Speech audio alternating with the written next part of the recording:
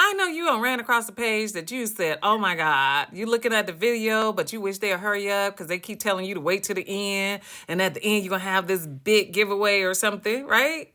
And you're like, just, oh my goodness, just get to the end. But it's just blah, blah, blah, blah, blah. Blah, blah, blah, blah, blah. And you're like, oh my goodness, how could I get through here, right? Well, you can fast forward. I'm going to show you how. You keep watching. I'm going to show you how to fast forward. There's two ways that you can fast forward this video. Okay? Go to your profile page. You press the home, which take you to your For You page. You will see your heart, which is also your like button. You press and hold your heart down, and then you'll see the speed. We're speed up to 2 times that speed. You can speed to halfway, to all the way to the end is your desire.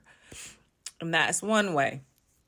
Now, the second way is that you can hold down your stroll bar down there. And you can press and hold that bar and slide it all the way to the right. And that'll fast forward the video also. Did you find that helpful? If you did, follow, like, and share, and leave a comment. And hey, put on that notification because I have another how-to coming your way.